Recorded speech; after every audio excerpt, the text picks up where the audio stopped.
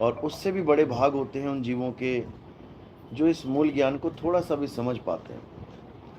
क्योंकि सुनना आसान है, आए बैठे घंटा 2 घंटा सुन के चले गए, लेकिन इस ज्ञान को समझने में बहुत बहुत ज़्यादा विवेक की ज़रूरत होती है। आम आदमी सारी उम्र भी सत्संग सुनता रहे तब भी उसे समझ में नहीं आता कि बताया क्या जा रहा है। क्योंकि हमें ही फ़ोन आते हैं, लोग कहते हैं 5-5 6-6 साल हो गए सत्संग सुनते हुए, 2018 से लगातार सत्संग चल रहे हैं। कहते हैं 5 साल के बाद 6 साल के बाद अब समझ में आ रहा है कि आप कह क्या रहे हो। सुन हम तब से रहे हैं, लेकिन समझ में नहीं आता क्या बताना चाह रहे हो। ये केवल उसकी समझ में आता है जिस पर मालिक की कृपा हो, जिस पर बंदी छोड़ की दया है, केवल वही समझ सकता है, नहीं तो कोई नहीं समझ सकता। तो आज उसी मूल ज्ञान को फिर से समझेंगे जो 2018 से YouTube पे आ रहा है। वैसे तो 2010 से मैं प्रचार कर रहा हूँ, आज 15वां साल लग गया, लेकिन क्योंकि बताया कि ये बहुत ज़्यादा विवेक की ज़रूरत पड़ती है, इसमें समझने के बाद भी लोग नहीं समझ पाते हैं। लेकिन मालिक की दया हो जाए तो एक एक बात समझ में आने लग जाती है। समझने के बाद भी इसको धारण करना बहुत मुश्किल हो जाता है। क्यों? क्योंकि लोक लाज आ जाती है बीच में। आज तक बाबा जय गुरुदेव के चेले थे, आज तक राधा स्वामी के चेले थे, आज तक रामपाल जी के चेले थे, आज तक देवी देवताओं की पूजा करते थे, आज तक निरंकारी के चेले थे, आज तक सतपाल जी के चेले थे, अब नितिन दास के चेले बन गए। ये बहुत बड़ी दुविधा हो जाती है लोगों के मन में कि कैसे इसका सामना करेंगे। लेकिन जिसको मुक्ति से मतलब है, जिसको जन्म मरण से खेल खत्म करने से मतलब है, वो ना देखता कि लोग क्या कहेंगे, वो ना देखता दुनिया क्या कहेगी। उसको तो वो चीज चाहिए जिसके लिए उसने जन्म लिया है। इसी प्रकार जो विवेकी हंस होते हैं वो कभी लोकलाज को सामने आने ही नहीं देते, अपने जीवन में एंट्री मारने ही नहीं देते। साहिब समझा रहे हैं, ये तो घर है प्रेम का, खाला का घर नहीं। ये मौसी का घर नहीं है कि यहाँ पर कोई भी उठ के आ जाएगा। आना कबीर पंथ में खाला का घर नहीं, आते हैं यहाँ सूरमा जिन्हें लोक लाज का डर नहीं। जिसको लोक लाज का कोई फर्क ही नहीं पड़ता। कई ऐसे ऐसे लोग हैं जो 10-10, 12-12, 15-15 गुरु धारण करके बैठे हुए हैं, बदलते रहते हैं गुरु। लोग यहाँ तक कह देते हैं इसको तो कोई काम ही नहीं है, इसको इस दुनिया में आके कोई काम ही नहीं मिला, ये गुरु ही बदलता रहता है। बताओ कैसा आदमी है ये, एक गुरु पे टिकता ही नहीं है। बिल्कुल टिकेगा, टिकने के लिए ही गुरु धारण किया जाता है। लेकिन टिको वहां जहां सत्य हो, नहीं तो गुरु कई आएंगे और कई जाएंगे आपके जीवन में। जहां पर सत्य, जहां पर सच्चे शब्द का भेद आपको समझाया जा रहा है, वहां टिकना है। उससे पहले कई गुरु आएंगे मंत्र जंतर देने वाले। तो यही कबीर साहब समझा रहे हैं कि जब लग मिले नहीं शब्द वो सांचा, और तब लग गुरु करो 10 पांचा। बस इसकी को समझ लो, यहीं पे आपकी मुक्ति होगी जब शब्द सांचा आपको समझ में आ जाएगा।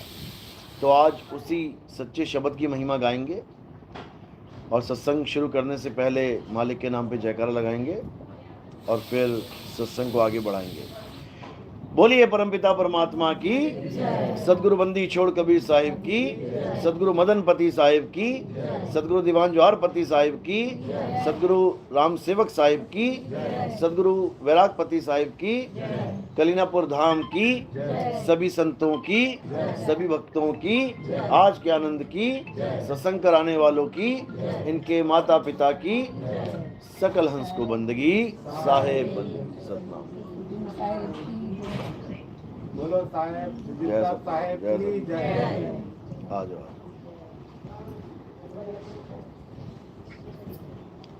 तो ये जो मूल ज्ञान है इसको अच्छे से समझना है हमने, और जो नए भगत आए हैं वो भी अच्छे से समझें।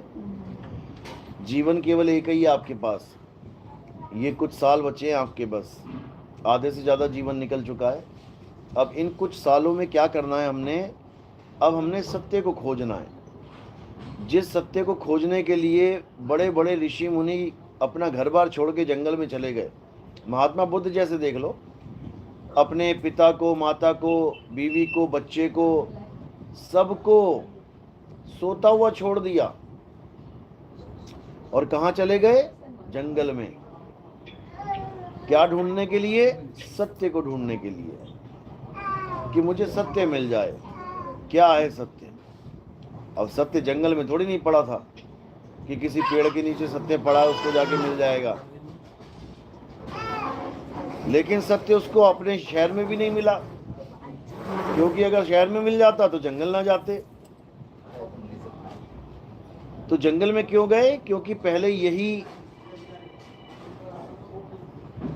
चलता था कि जिसको भक्ति करनी है जंगल में जाए। सारे ऋषि मुनि, पीर पैगंबर कहाँ मिलते थे? जंगलों में भक्ति कर रहे हैं। सारे तपस्वी जंगलों में मिलते थे। तो जिसको भी लगता था कि हाँ परमात्मा पाना है, सत्य को पाना है, वो कहाँ का रुख कर लेता था? जंगल का। उसे कोई ना कोई मिल ही जाता था कहीं ना कहीं बैठा, उसी की सेवा करने लग जाते थे, उसी से दीक्षा लेके उसी को गुरुकुल बना लेते थे।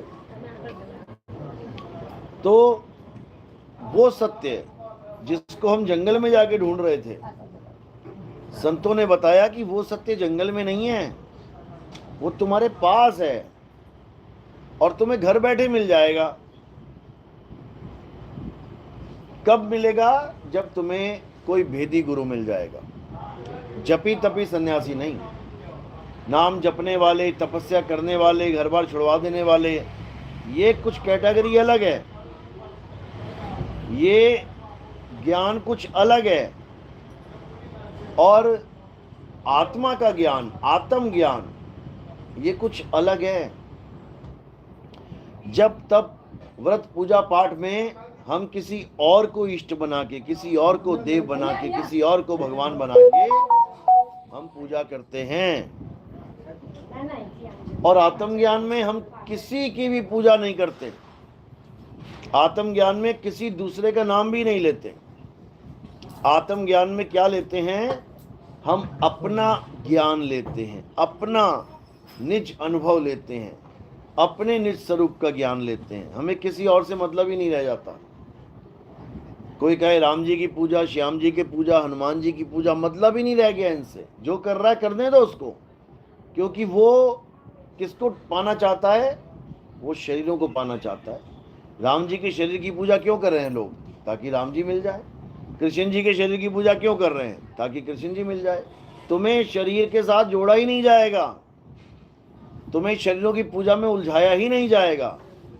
तुम्हें किसके साथ जुड़ना है? तुमने उस परम तत्व के साथ जुड़ना है जिसको आत्म देव कहते हैं। देवों के देव महादेव आत्म देव, यानी ब्रह्मा जी, विष्णु जी, शंकर जी, ये सब किसकी वजह से चल रहे हैं? आत्म देव की वजह से। सारे कार्य किसकी वजह से सिद्ध हो रहे हैं? आत्म देव की वजह से।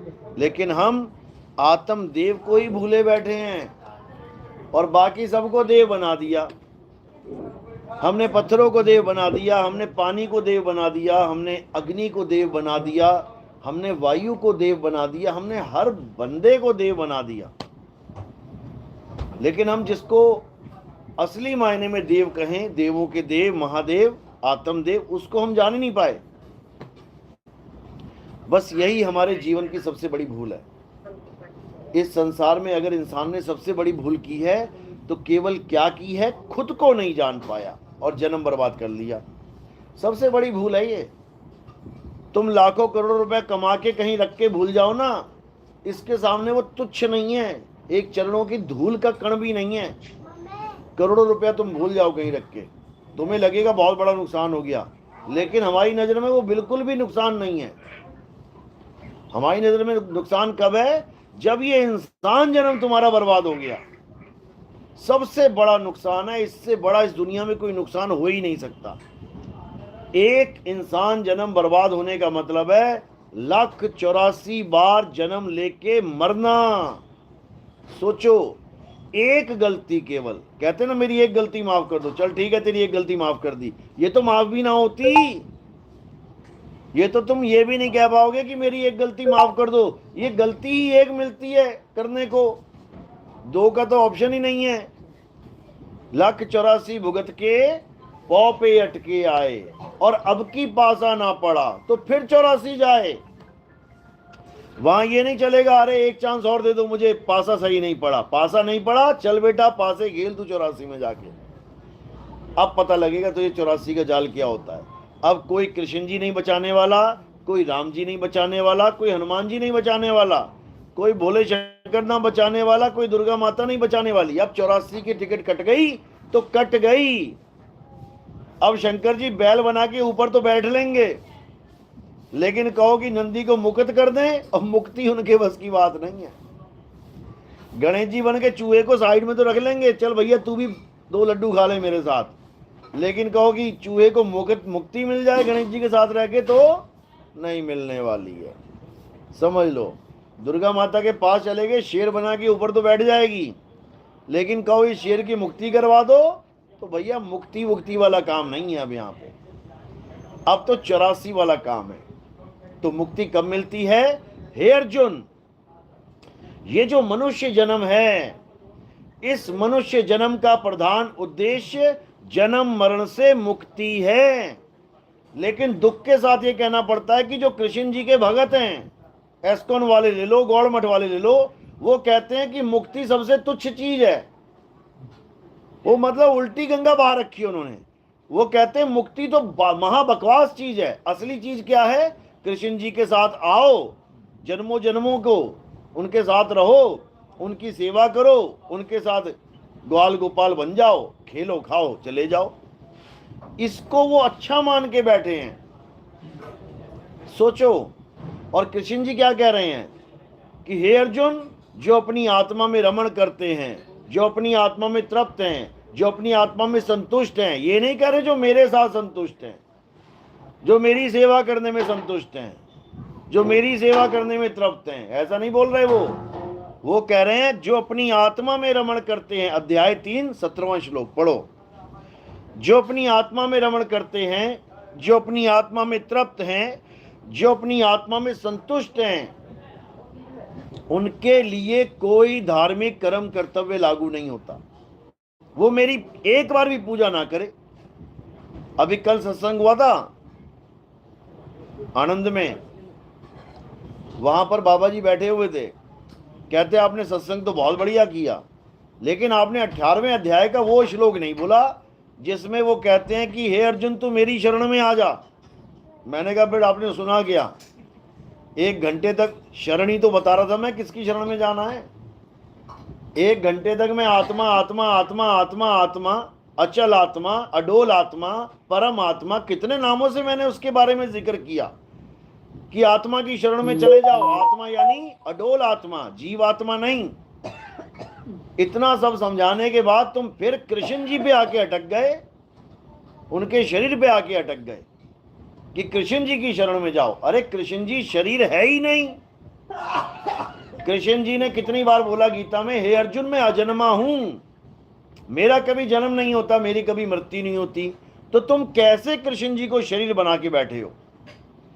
मेरा जन्म नहीं होता, मेरी मृत्यु नहीं होती, कहते हैं वो बिना माँ बाप के आए थे, चलो ठीक है मान लिया, बिना माँ बाप के आए थे ठीक है, और जब गए थे तो क्या हुआ? तो पैर में तीर लग गया, तो मृत्यु हुई कि नहीं हुई? तो तुम कैसे कह रहे हो कि मैं अजन्मा हूं? अजन्मा का मतलब होता है जिसका जन्म ना हो, और जिसका जन्म नहीं होता उसकी मृत्यु भी नहीं होती। तो यहां तो मृत्यु हो गई ना, यहां तो तीर लग गया ना। फिर तुम कैसे कह सकते हो कि कृष्ण जी शरीर हैं? वो लोग शरीर को अजन्मा मानते हैं कि कृष्ण जी का जो शरीर है वो अजन्मा है। अरे अगर वो अजन्मा है तो मृत्यु को कैसे प्राप्त हो गया? उसको तो तीर छू भी नहीं सकता था, क्योंकि वो कह रहे हैं नैनम छिंदंती शस्त्राणी नैनम दहती पावका, कि हे अर्जुन जो अजन्मा है यानी जो आत्मा है, उसको शरीर में कुछ छू नहीं सकता, कोई तीर कमान, कोई शस्त्र उसको काट नहीं सकता, अग्नि जला नहीं सकती, वायु सुखा नहीं सकती, जल भिगो नहीं सकता। फिर तो थ्योरी गलत हो गई है, फिर तो तीर लग गया, अटक गया पैर में। अगर ये शरीर अजन्मा है तो उसमें तीर कैसे छू गया ये बताओ?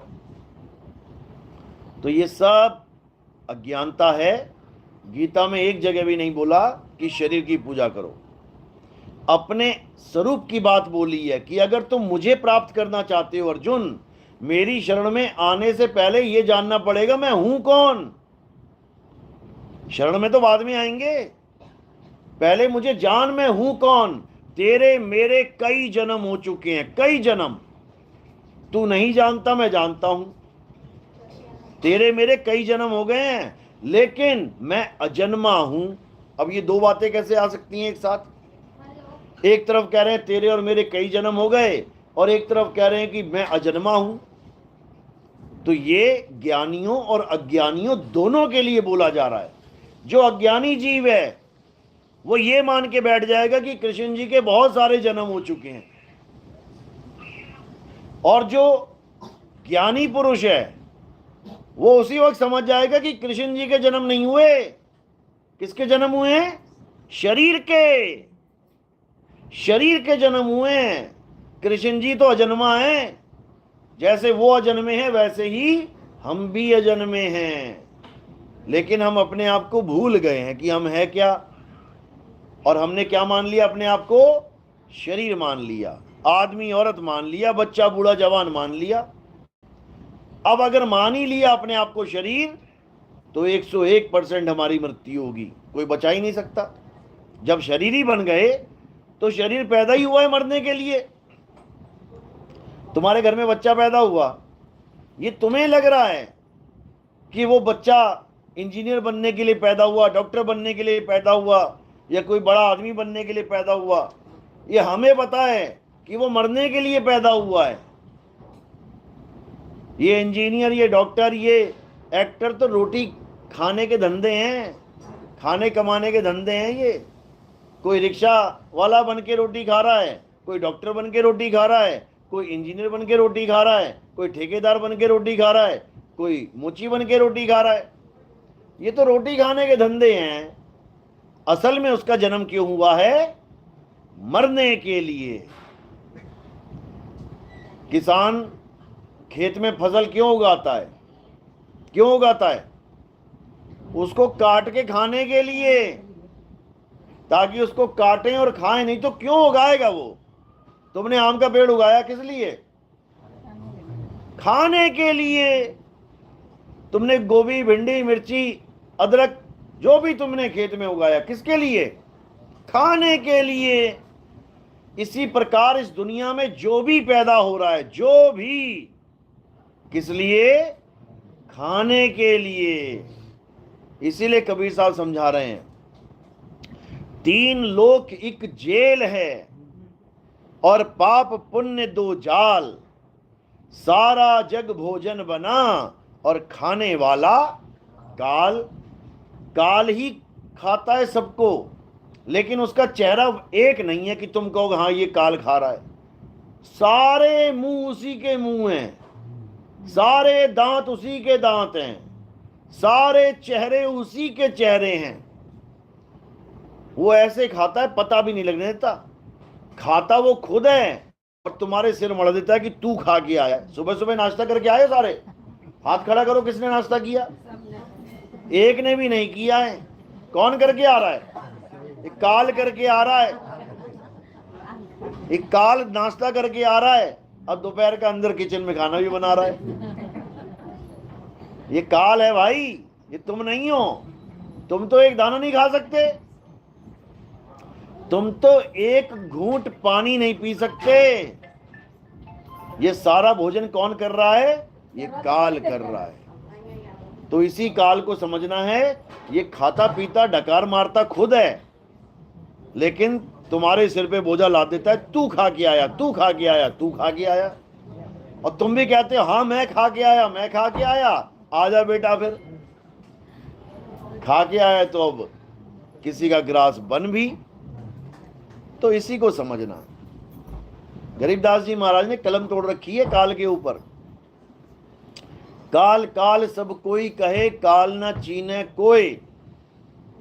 उपजी उपजी बाजी काल है, जानत ना ही कोई। कहते हैं उपजी बाजी, जो चीज पैदा हो गई, वो काल है। जो भी पैदा होगी वो काल है, और उस काल को कौन खाएगा? जो उससे पहले पैदा हो गया है। जंगल में शेर पैदा हुआ, उसके बाद हिरण पैदा हो गया। अब काल काल को खात है। अब ये काल ही काल को खा रहा है, और ये जीव बेचारा ये समझ ही नहीं पा रहा है कि कहां फंस गया मैं। तो इन दोनों को समझना पड़ेगा।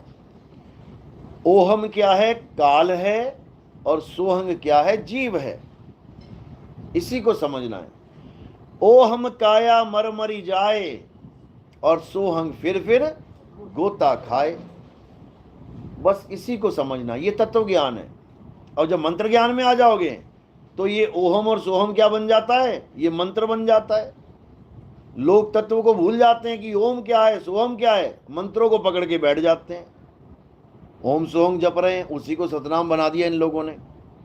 तो ये बर्बाद कर दिया इन लोगों ने जीवन लोगों का। अब ये आबाद कैसे होगा? जब तुम तीनों तत्वों को जान जाओगे। तीनों तत्वों को कौन कौन से? एक ओहम, एक सोहम, और एक सत्य कबीर। इसीलिए वाणियों में आता है ओहम सोहम सत्य कबीरा। तीनों का जिक्र आ जाता है, यानी गीता में भी आया है। गीता में कैसे आया है? शर पुरुष, अक्षर पुरुष, उत्तम पुरुष। अध्याय 15 में तीनों पुरुषों का जिक्र है। ये ओम सोम सत्य कबीर ही है। ओहम यानी काया, सोहम यानी अविनाशी जीव, और उत्तम यानी सत्य परमात्मा। लेकिन इसकी थ्योरी समझना इतना आसान नहीं है। बड़े बड़े बाबा फेल हो गए। बड़े बड़े बाबा इसको मंत्र बना के जप के चले गए 84 में, लेकिन तत्व ज्ञान को प्राप्त नहीं कर पाए। तत्व ज्ञान अलग है, मंत्र ज्ञान अलग है। ओहम सोहम तत्व विचारा, लिखा है ज्ञान गुदड़ी में। ओहम सोहम तत्व विचारा, बंक नाल में किया संभारा, मन को मार गगन चढ़ जाई, और मान सरोवर बैठ न आई। वहां पर ये नहीं बोल रहे कि ओहम सोहम मंत्र विचारा। क्या विचारा? तत्व विचारा। मंत्र कौन विचारेगा? जो मंत्रों का ज्ञाता होगा, जपी, जो मंत्रों में तुम्हें उलझाएगा। और तत्व विचारा कौन करवाएगा? तत्वदर्शी संत, जिसके बारे में गीता में बताया जाता है कि हे अर्जुन, अगर तुम सत्य को प्राप्त करना चाहते हो, सत्य को, ओम सोहम नहीं, ओम सोहम तो तुम हो ही हो। ये क्या बैठा हुआ है सामने? ओम सोहम। ओम क्या है? काया। सोहम कौन है? जीव। इसी को बोला है ब्रह्मा विष्णु महेश्वर चेला, ओहम सोहम का है खेला, माया आद निरंजन भाई, आप पे जाई आप पे खाई। ये समझाया गया उसमें। यानी ये काया क्या है? ये मन और माया के द्वारा उपजती है, और मन और माया के द्वारा खा ली जाती है। माया आदि निरंजन भाई, आप पे जाई आप पे खाई। खुद ही पैदा करता है, खुद ही खा लेता है। ब्रह्मा विष्णु महेश्वर चेला, ये तीन क्या हैं? ये तीनों गुण हैं। ये तीनों हमारे गुण हैं। काया पैदा होती है, काया पलती है, काया का नाश हो जाता है। ये हो गए ब्रह्मा विष्णु महेश्वर चेला। ओहम सोहम काहे खेला, यानी इस दुनिया में जितना भी खेल चल रहा है, तुम्हारे सामने कोई कुत्ता आ गया, कोई बिल्ली आ गई, कोई चूहा आ गया, कोई शेर हिरन को पकड़ रहा है, कोई भालू किसी कुत्ते को मार रहा है, कोई आदमी किसी आदमी को मार रहा है, या कोई गाना बजा रहा है, कोई गा रहा है, ये सारा खेला किसका है? ओहम सोहम का है खेला। यानी शरीर को कौन नचा रहा है? ये जीव नचा रहा है। ये सारे खेल कौन खेल रहा है? ये ओम और सोहम का ही खेल चल रहा है। आप कौन हो तत्व ज्ञान में? ओम सोहम। मैं कौन हूं? ओम सोहम। आप कौन हो? ओम सोहम। हम सब कौन हैं? ओम सोहम। ओम यानी हमारी काया, सोहंग यानी हमारा जीव। ओ हम काया मरी मरी जाए, सोहंग फिर गोता खाए। हम सबके शरीर मर जाएंगे और सोहंग जो जीव है वो गोता खाएगा 84 में। अब क्या करना है? ओहम सोहम तत्व विचारा, विचार लिया ना, क्या है ओहम क्या है सोहम। जपने की जरूरत नहीं है, जपने की जरूरत नहीं है, वो तुम पहले से ही हो। ओहम सोहम तत्व विचारा, बंक नाल में किया समारा, मन को मार गगन चढ़ जाई। अब यहां पर फिर दो तत्वों का भेद है। मन को मार गगन चढ़ जाई, यानी एक तत्व क्या है? मन भी एक तत्व है, इसको कैसे मारेंगे? और गगन चढ़ जाए, गगन पे चढ़ के क्या मिलेगा? वो भी एक तत्व है, उस तत्व को पाना है। वो ओम और सोहंग से ऊपर है। ओम क्या है? काया। जीव क्या है? सोहंग। तो मन क्या है? जो मन है वो ओम सोहंग के बीच में खेलता है, वो वही खिला रहा है दोनों को, समझ लो। यानी जीव को और शरीर को ये मन ही नचा रहा है, जो मन कर रहा है ये खेल चल रहा है। अब इसके ऊपर क्या है? मन को मार गगन चढ़ जाई, मान सरोवर पैठ नहाई। वहां पे तुम्हारा स्वरूप बदल जाएगा, यानी तुम्हें अपना असली स्वरूप मिलेगा। अभी तो नकली मान के बैठे हो, ये मान के बैठे हो, तुम हो नहीं। वहां पर जाके क्या होगा? वहां पर जाके जितना भी तुम मान के बैठे हो, मैं ये हूं, मैं ये हूं, मैं ये हूं, सब खत्म हो जाएगा। फिर ना तुम ये हो ना तुम वो हो, तुम क्या हो? तुम परम शुद्ध चैतन्य आत्म स्वरूप हो। वहां पे तुम्हें तुम्हारा स्वरूप ज्ञान मिल जाएगा। उसी स्वरूप ज्ञान को निहित तत्व ज्ञान कहते हैं। वो निहित तत्व है, पांचों तत्वों से परे छठा तत्व। इसीलिए कबीर साहब ने बोला, कहते जैया जन्म मुक्ता हता और तैया हता न कोई, छठी तुम्हारी है जगह और तू कहां चला भिगोए। यानी तू अपने छठे तत्व में विराजमान था, लेकिन ऐसी माया का खेल बुन दिया कि वापिस आ गया 5 में, उसी में उलझ पुलझ के मर जा रहा है। और ये सारा खेल कब खत्म होगा? जब तुम्हें स्वरूप ज्ञान देने वाला गुरु, तुम्हें स्वरूप का बोध कराने वाला गुरु तुम्हारे जीवन में आ जाएगा। तो कह रहे गुरुआ तो घर घर फिरे। कौन से वाले? ये मंत्र देने वाले। गुरुआ तो घर घर फिरे, कौड़ी केर 50, अपने रूप की खबर नहीं और शिष्य करण की आस। अपने रूप की खबर नहीं है उसे कि मेरा स्वरूप क्या है। वो खुद को भी आदमी मान के बैठा है और तुम्हें भी आदमी औरत मान के बैठा है। वो खुद को भी एक शरीर मान के बैठा है और तुम्हें भी सारी उम्र शरीर बना के रखेगा। खुद को शक्ल बना के दीवार पे चिपकवा देगा, लगा देगा फोटो बढ़िया, और कहेगा इसकी आरती करो। तो किसकी आरती कर रहे हो? चेहरे की, शरीर की। और स्वरूप क्या है हमारा? आत्मा। यानी बिल्कुल उल्टा ज्ञान दे रहा है। जिस शरीर को कबीर साहब ने पिंजड़ा बोला, 5 तत्वों का पिंजड़ा, 10 द्वारे का पिंजड़ा, उस पिंजड़े की फोटो लगा के हमसे पिंजड़े की आरती करवा रहा है। वो तोता पिंजड़े को पूज रहा है और कह रहा है ये मेरा गुरु है, ये मेरा गुरु है। उसके बाद क्या होगा? तोता उसी पिंजड़े में फिट हो जाएगा जाके, क्योंकि जहां आशा वहां वासा।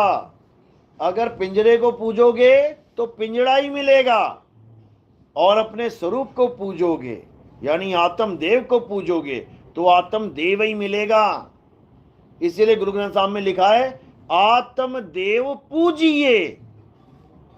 ये नहीं लिखा है कि ग्रंथ को पूजिए, ये नहीं लिखा किसी शरीर को पूजिए।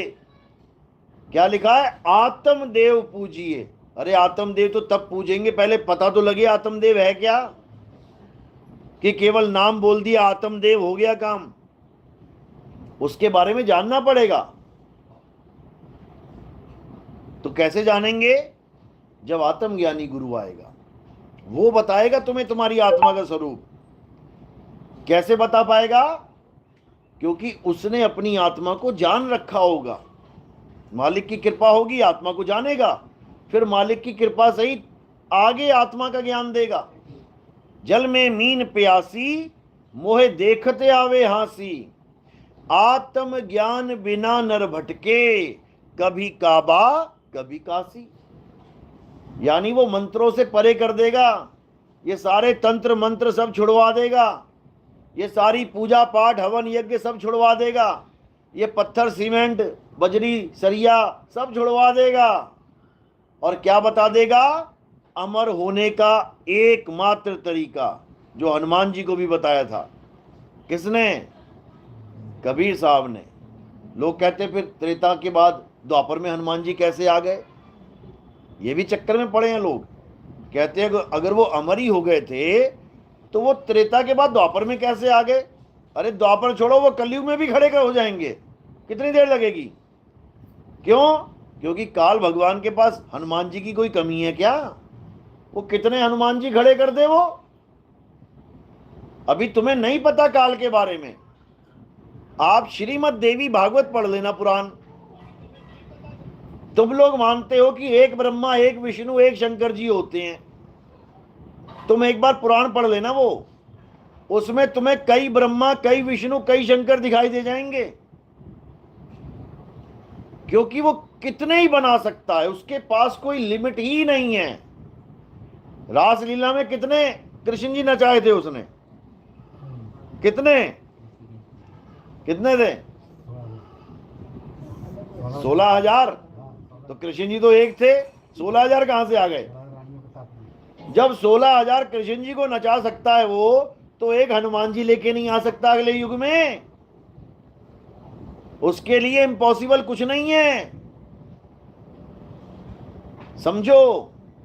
और कोई राम जी एक बार नहीं हुए, हर बार त्रेता युग आता है, 4 युग बीतने के बाद हर बार एक राम जी आते हैं, हर बार रावण को मारते हैं, हर बार हनुमान जी को अंगूठी पकड़ा के कहते हैं जा हनुमान इसको पाताल में फेंक के आ, घड़े में फेंक के आ। हर बार हनुमान जी घड़े में अंगूठी डालते हैं, हर बार देखते हैं अरे भाई इतने सारी अंगूठियां, और हर बार मुक्ति प्राप्त करते हैं। एक ही नहीं है हनुमान, कई हनुमान मुक्त हो चुके हैं। जैसे आपके गांव में रामलीला चलती है, 100 साल से चल रही है, एक ही राम चला रहा है क्या 100 साल से रामलीला? कितने राम जी निपट गए होंगे गांव में, कितने हनुमान जी निपट गए होंगे गांव में, कितने रावण निपट गए होंगे, लेकिन रामलीला कभी खत्म होने वाली नहीं है। एक गया दूसरा राम आया। अभी अटैक आ गया था एक राम जी को, तो क्या रामलीला खत्म हो गई सदा के लिए? कभी ना खत्म होती है। एक राम गया दूसरा आ जाएगा, दूसरा गया तीसरा आ जाए, यहां राम की कोई कमी नहीं है। तो इसी को समझना है। तो जो तत्व ज्ञान है वो क्या कहता है कि भाई नाम में नहीं फंसना, नाम में फंसोगे तो लड़ मरोगे आपस में। पानी एक तत्व है, 5 तत्वों में से एक तत्व है पानी। अब पानी के नाम देख लो, जल, वाटर, नीर, तोय, पानी, जौल। अब अगर तुम पानी तत्व को छोड़ के तुम नाम के चक्कर में पड़ गए तो लठ बजेंगे, तो सिर फटेंगे और हॉस्पिटल में बेड भरेंगे। या तो ये काम कर लो, या फिर तत्व ज्ञान में आ जाओ। ले भैया तू भी पानी पी ले, ला ये मैं वाटर पी लेता हूं, ले भैया तू जल पी ले, तू नीर पी ले, भाई तू तो ही पी ले, फिर झगड़ा खत्म हो जाएगा। हिंदू मुस्लिम सिख ईसाई का झगड़ा कभी खत्म हो ही नहीं सकता। जबकि ये पंथ किसने चलाए हैं? धर्मात्माओं ने चलाए हैं। धर्मात्माओं के पंथ में भी दुरात्मा बैठे हुए हैं जो कभी किसी को एक नहीं होने देना चाहते। चलाए धर्मात्मा नहीं है। कौन सा पंथ है बताओ नहीं चलाए धर्मात्मा ने? अच्छी अच्छी आत्माओं ने ये पंथ चलाए हैं। नानक जी ने चलाया, रविदास जी ने अपना चलाया, भीखा जी ने अपना चलाया, दादू जी ने अपना चलाया, धर्मदास जी ने अपना चलाया, और सब कह रहे हैं कि हाँ कबीर गुरु हैं तो सारे एक हो जाओ। क्यों नहीं एक हो जाते? जब सबका गुरु कबीर है तो तुम अलग अलग पंथ लेके घसीट रहे हो, क्या क्या फायदा? तुमने एक से अनेक करना है या अनेक से एक करना है? यही नहीं समझ में आ रहा किसी को। चेलों को पकड़ोगे तो अनेक रहोगे और गुरु को पकड़ोगे तो एक हो जाओगे। बाबा नानक ने इसीलिए मूल मंत्र में क्या बोला है? एको सतनाम, यानी उस एक सतनाम को पकड़ ले। कर्ता पुरुष, वही कर्ता पुरुष है।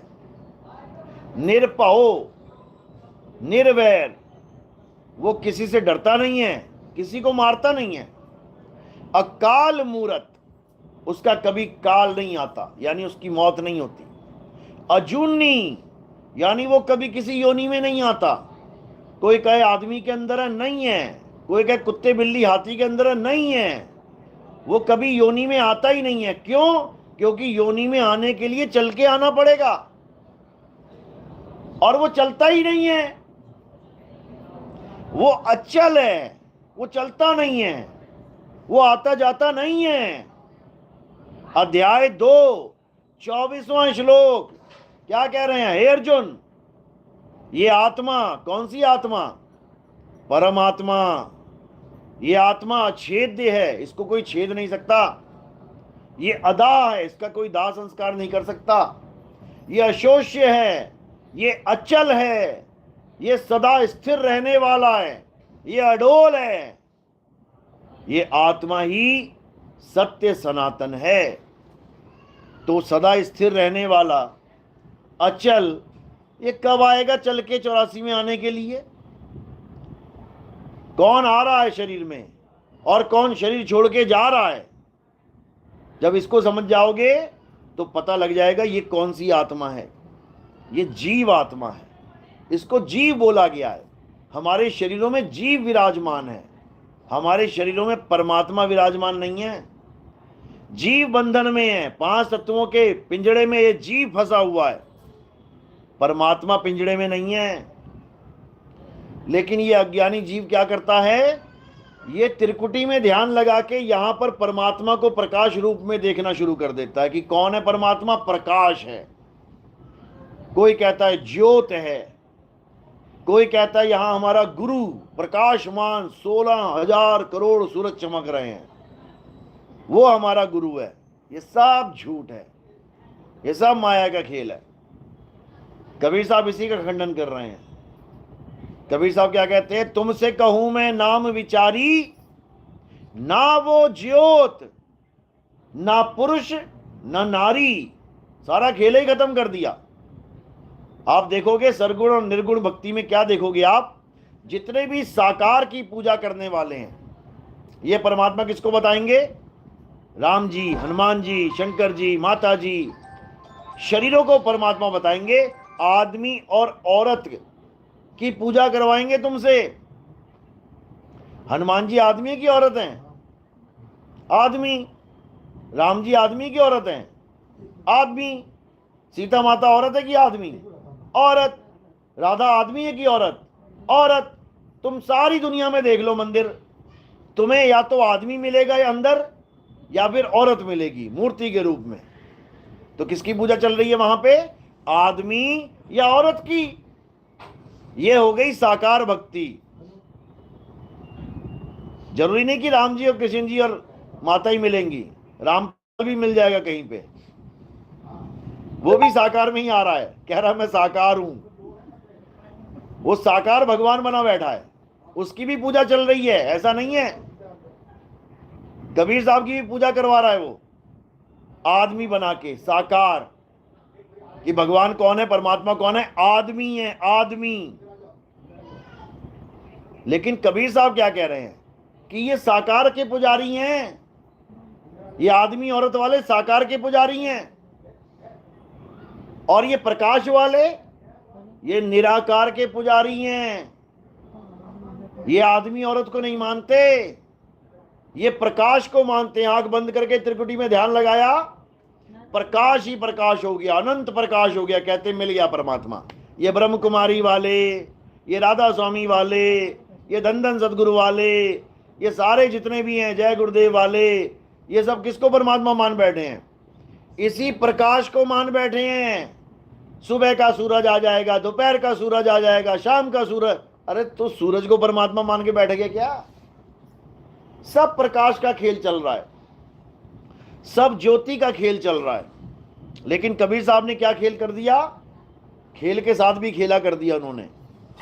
तुमसे कहूं मैं नाम विचारी, और ना वो ज्योत ना पुरुष न नारी। खेल ही खत्म कर दिया। ना तो साकार और ना ही निराकार। अब क्या बचा? अरे सरगुण निर्गुण दोनों से न्यारा, और जानेगा कोई जान न हारा। जो साकार और निराकार दोनों से परे अपने सत्य स्वरूप को जान जाए, वही सच्चा गुरु है। वही तुम्हें तुम्हारा स्वरूप बता सकता है। नहीं तो 84 के धक्के पक्के हैं। और ये नहीं केवल चेलों को, गुरु भी खाएगा धक्के। कह रहे हैं झूठा गुरु अजगर बना, और 184 जाए। सारी संगत चींटी बनी, तोड़ तोड़ के खाए। ऐसी दुर्गति हो जाएगी, हालत खराब हो जाएगी सबकी। अभी गिर जंगल में गए थे हम लोग। देखो हिरणों का हाल क्या है। वो एक हिरण भागता भागता एकदम फुल स्पीड में, उससे तेज उसका छोटा बच्चा, शायद पड़ा होगा जानवर कोई पीछे, एकदम क्रॉस की गोली की तरह। ये जीवन हो जाएगा? अभी तो बैठे हो आराम से, उसके बाद दौड़ते ही नजर आओगे पूरे जंगल में। वो जीवन अच्छा है कि ये अच्छा है? तो इसमें कुछ करना है। अच्छा तो है, बिताना थोड़ी नहीं है। अच्छा है कुछ करने के लिए। ये दीवारें बना दी तुमने सेव रहने के लिए, केवल सोना ही थोड़ी नहीं है, कुछ करना भी है। क्या करना है? अपने स्वरूप को जानना है। पत्थर पूजा नहीं करनी, मंत्र जाप नहीं करने, तीर्थ व्रत पूजा पाठ नहीं करना, ये हवन यज्ञ नहीं करने, ये नमाजें नहीं पढ़ते रह जाना सारी उम्र, 5 टाइम की नमाजें। ये चर्च में प्रेयर ही करते मत रह जाना, घंटे बजाते रह जाओ, प्रेयर करते रह जाओ, कैंडल जलाते रह जाओ। क्या करना है? अपनी कैंडल जलानी है। अपो दीपो भवा, अपना दीपक स्वयं बन जाओ।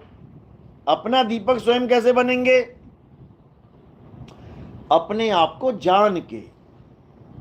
आत्मज्ञान का मतलब है अपने आप को जानो, किसी और की पूजा नहीं करनी। क्योंकि जो आत्म वर्ड है, आत्म, ये हमारी तरफ इशारा करता है। आत्म, मेरा। जब हम कहते हैं मेरा, कोई भी सामान में मेरा लगा दोगे तो किसका हो जाएगा? वो पड़ोसी का। मेरा मतलब मेरा। मेरा नाम बना इसीलिए है ताकि वो चीज तुम्हारी दिखाई दे, किसी और की नहीं। इसी मेरा को आत्म कहते हैं। आत्म, मेरी कहानी, आत्म कथा, मेरे द्वारा ही मृत्यु, आत्महत्या, मेरे द्वारा ही रक्षा, आत्म रक्षा, मेरे द्वारा ही कल्याण, आत्म कल्याण। मैं अपने पे ही निर्भर रहूं, आत्मनिर्भर। बताओ उसमें दूसरे का नाम आया क्या एक बार भी? नहीं आएगा, क्योंकि ये ज्ञान भी मेरा ही है। आत्मज्ञान, किसी और का नहीं। मुझे मेरा ज्ञान प्राप्त करना है। अपो दीपो भवा, अपना दीपक स्वयं बन जाओ, यानी अपना ज्ञान स्वयं प्राप्त करो, अपने आप को स्वयं प्रकाशित करो। किसी और के चक्कर में नहीं पड़ना है, नहीं तो घनचक्कर बन जाओगे। तो अब क्या करना है? अब हमने गुरु की शरण में जाके, कौन से गुरु की? जो तत्वदर्शी संत हो, मंत्रदर्शी संत नहीं। मंत्र वाले को टाटा बाय बाय कर देना है जितनी जल्दी हो सके, नहीं तो हालत खराब हो जाएगी। तो कह रहे हैं तंत्र मंत्र सब झूठ है, इनमें ना उलझे कोई। और सार शब्द यानी मेरा स्वरूप, क्योंकि हमारा स्वरूप क्या है? शब्द है हमारा स्वरूप। कबीर साहब का क्या स्वरूप है? शब्द है कबीर साहब का स्वरूप। मदन साहिब समझा रहे हैं, शब्द स्वरूपी ज्ञानमय दया सिंधु मत धीर और मदन सकल घट पूर्ण है, करता सत्य कबीर। यही गरीबदास जी समझा रहे हैं। गरीब पुरुष कबीर ने देह धरा नहीं कोय, शब्द स्वरूपी रूप हैं और घट घट बोले सोए। यानी कबीर कोई देह नहीं है, देह तो उन्होंने धारण की है। किस कारण? हमारे कल्याण के लिए। उनको देह की जरूरत नहीं है। तरवर सरोवर संत जन और चौथे बरसे मेघ, परमारथ के कारणे इन चाराधारी देह। परमार्थ के कारण उनको जरूरत नहीं थी, लेकिन दूसरों को बचाने के लिए, दूसरों को समझाने के लिए वो इस देह को धारण करके आए, जिसको इंसानी चोला कहते हैं। और माँ बाप के गर्भ में से नहीं लिया है चोला, हमारी तुम्हारी तरह। कहते हैं तेज पुंज की देह धर आए और काया कबीर कहाए। तेज पुंज की देह, जैसे इंद्रधनुष होता है,